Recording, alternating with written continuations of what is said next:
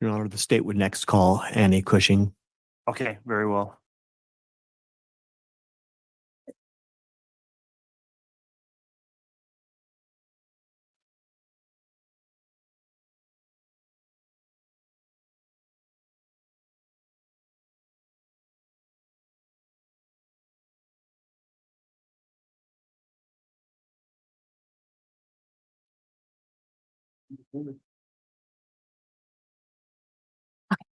Thank you. All right, Mr. Rickson, go ahead. Thank you, Your Honor. Ma'am, will you please state and spell your full name for the record? Annie Cushing, Cushing. Can you please explain for the record, are you related to one of the victims in this case? I am. I'm Tylee Ryan's aunt, Joseph Ryan's sister. And as you came here today, did you come with a statement that you'd like to share with the jury? I did. Do you have that with you? I do. Would you like to go ahead and read that now, please? Sure. Thank you. I remember getting a call from my brother Joe in 2002 to tell me he had gotten married, converted to the LDS faith, and was expecting a baby. Joe had been the perennial bachelor of the family, in his 40s, never married, and no kids. So this was very surprising news. He wanted to fly me out to meet his new wife. They were both so excited to be having a little girl.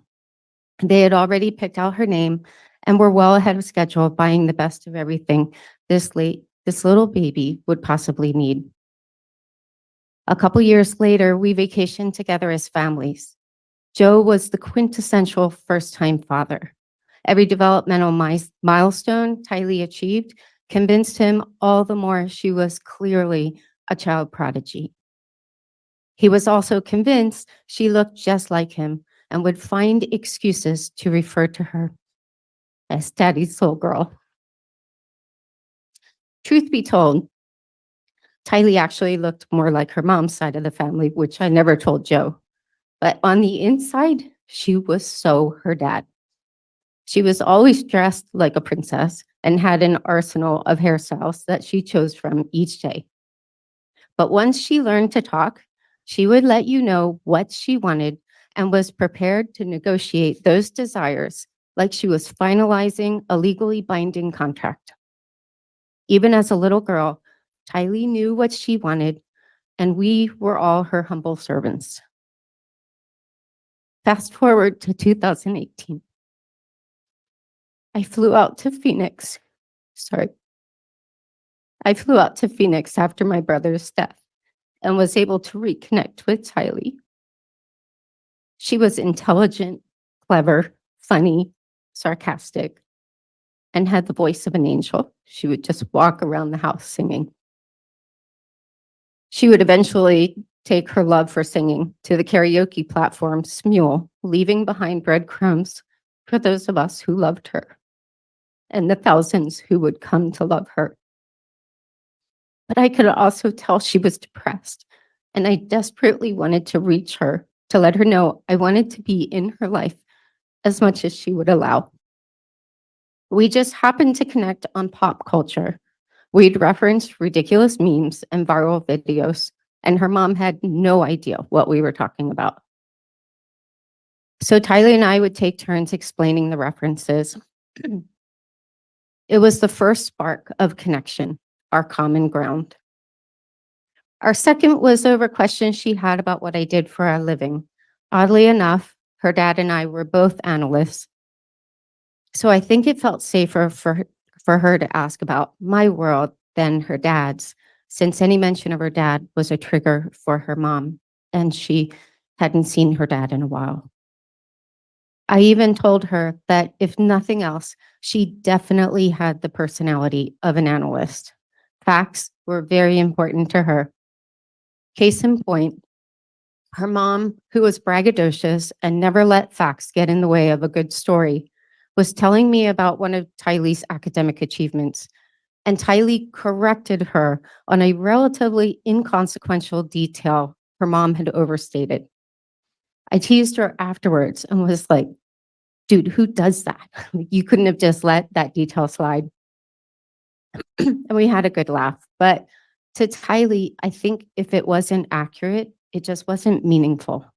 She was exacting just like her dad. My last night in Phoenix, we were supposed to have a girls' night out, but her mom changed her mind and said she was going to bed. It turned out to be the best gift she could have given me because it was the first time on that trip Tylee and I actually had time alone to connect. We enjoyed some small talk and foraged for food, but then I took a calculated risk and decided to share some things that I thought were really special about her. First, let me say, I've watched a lot of true crime over the years and know the tendency of family members to apply a halo effect to their loved ones after they pass, especially if they were victims. But after I left, one of my adult kids reached out to me to see how I was doing. We had an extended text message exchange about my time in Phoenix. And I talked about that interaction, which memorialized it. I just happened to find it in the course of the case. And I was like, no one's going to believe this actually happened. Everyone's going to attribute this to the Dateline effect. So I've actually published it publicly. For context, I had shared details about some of the conflict in the home leading up to this snippet. I wrote, Tylee opened up to me the last night after Lola went to bed. I feel trapped. I connected with Tylee, but don't want anything to do with Lolo ever again. And for this next snippet, I had shared some details about an outburst Tylee had toward her mom after she had said something grossly inappropriate about her dad. I wrote, she was this angry, resentful, sarcastic teen the entire week. Then we talked alone, and she was putty. She was so sweet and genuinely responsive to the genuine positive feedback I gave her. There's a picture of Tylee floating out there where she has the same sweet smile I saw that night. It had a vulnerability to it. It's my favorite picture of her because here she was, this walled garden, and in that interaction, she let me in. Even if it was just a step past the threshold, that brief exchange was the highlight of that week for me. Since learning more about her story, even up to that point, I completely understand why Tylee wasn't quick to let anyone in. Excuse me. By sharp contrast, according to Alex Gilbert, the defendant's neighbor who testified, he said Tylee didn't like people. That's not true. She wasn't ever angry or disrespectful in any way toward me, and I was there less than a week. We got along swimmingly. Now, his reported follow-up statement about her not liking him, that tracks. She was not one to suffer fools. I also found out in that chat she loved New York City. That was my open door. So I lobbed the idea of flying her out for her 18th birthday over the fence, and it was a hit. As I said in that text exchange, I was done with her mom and her extremist beliefs, but I thought there was a chance I'd have the opportunity to develop a relationship with Tylee that wasn't dependent on her mom. I planned to show her the best views that tourists don't know about, walk the High Line together, get real pizza, take her to the rotating restaurant in Times Square with breathtaking 360 views of the city, and let her reconnect with my daughter, who she hadn't seen since she was little. Her 18th birthday couldn't have been further from the celebratory event I had imagined. As her remains had been recently discovered in the defendant's backyard. Getting back to our last time together, I want to be fair. That trip certainly wasn't all bad.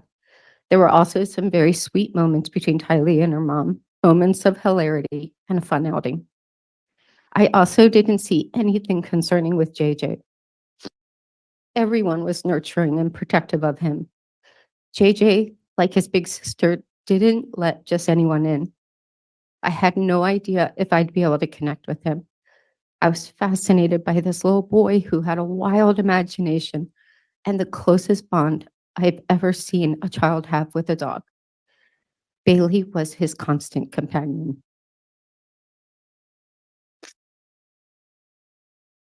But with JJ, as more of an outsider, your interactions felt more like moving alongside him rather than engaging directly. So I was looking for, any possibility of our worlds to kind of cross. To that end, one thing I noticed was JJ didn't just watch TV. It was like an immersive experience. He'd be talking to the characters, commenting, imitating sounds, especially explosions. He loved imitating explosions. So I tried to do the same thing, but kind of tamped down and on the DL. I would just look at the TV and comment at something outrageous, like, what? That's wild. So we were both just kind of yelling at the TV. Whether it was a connection or not, it at least made watching TV a lot more fun. But then this one time shortly after that, his mom and I were talking in the kitchen next to the island. It's germane to the story. As a function of JJ's autism and unbounding energy, he'd run in this one circuit, which included the area just on the other side of the island. And their house at that time was palatial, so it was a pretty significant circuit. But on one trip, he broke out of his circuit and without slowing down, ran into the kitchen and into me, throwing off my balance a bit because I wasn't expecting it. Without a word, he hugged me and kept on running. I stood there stunned and asked his mom, was that a drive-by hugging? I was so touched because it was the first discernible indicator that we connected. That night, as she was putting him down for bed, I heard him ask her, will Annie be here when I wake up? Again, we never interacted directly in any way, but he recognized presence.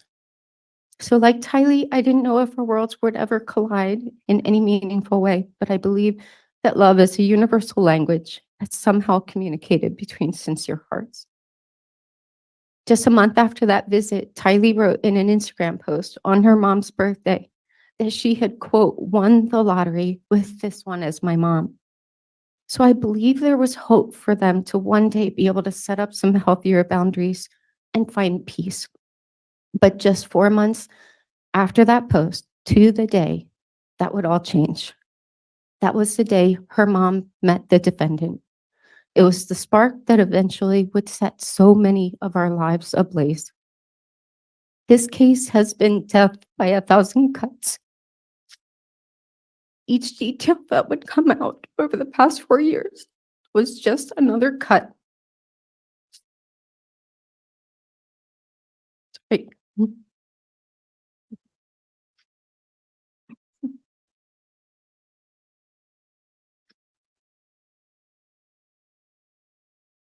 It's taken a toll on my family, my health, and my overall perspective.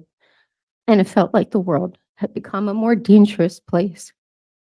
Just a little peek behind the curtain. There was one time early in the case, Tylee and JJ were still missing, and the city was in lockdown because of the pandemic, and police were out en masse because of protests and riots in the city. It was like the whole world had gone mad.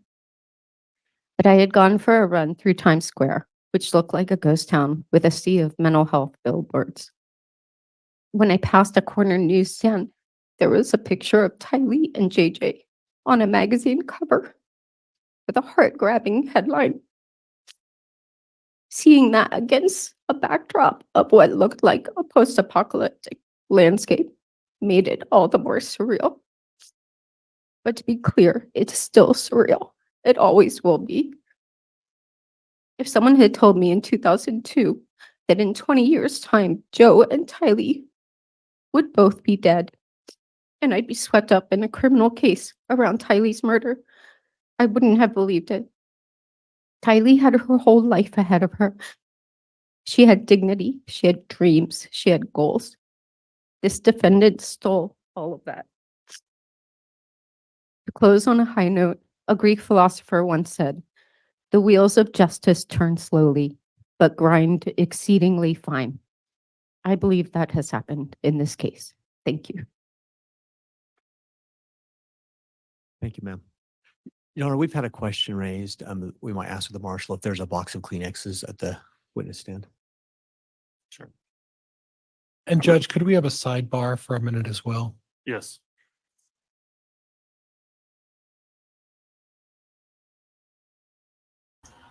Why would you have a sidebar during victim impact statements?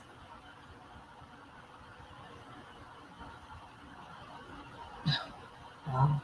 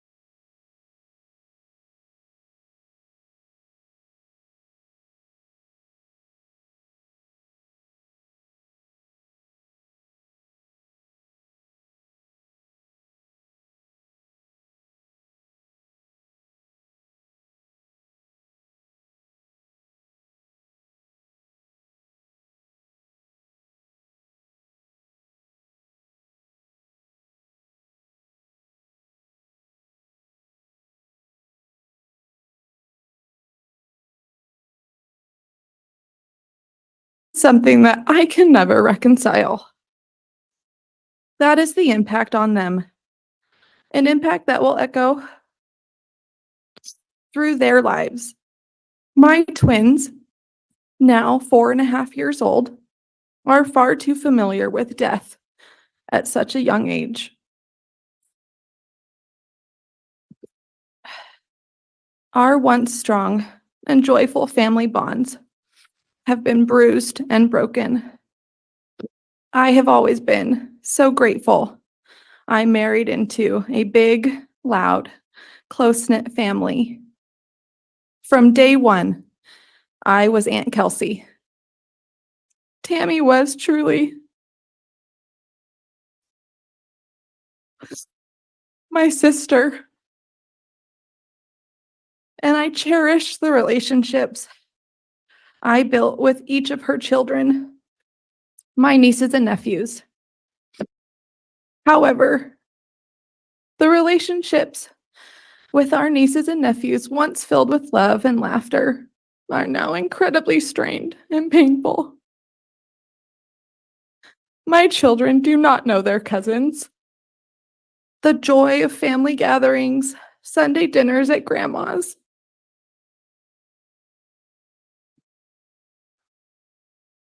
running around the neighborhood with their cousins, all the things that made our family vibrant and united are now lost.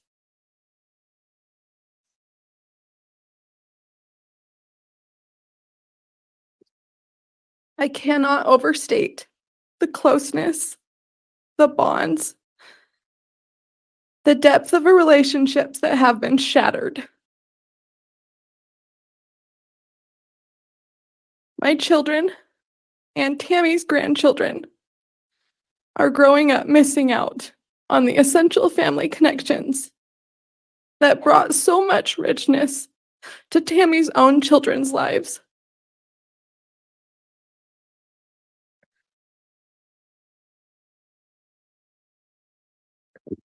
I desperately hope these relationships can be repaired.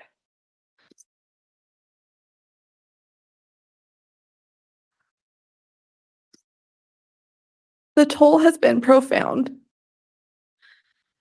My mother-in-law passed away last year, and the strain from Tammy's death and the severed relationships with her grandchildren took a monumental toll on her health. She passed without fully repairing these relationships, a reality that I cannot accept. Reflecting on these past 4.5 years, every joyful moment is overshadowed. Memories are tarnished, especially those of my children's early years.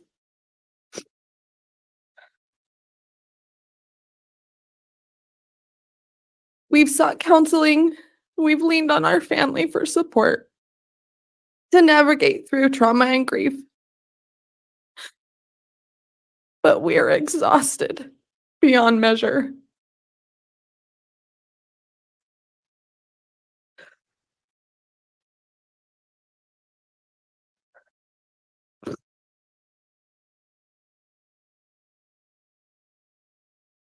Tammy's murder is the direct cause of our suffering. Pain, fractured relationships, and unhealed wounds are all part of the aftermath. This is the legacy of anguish and sorrow that will haunt our family for generations. Thank you.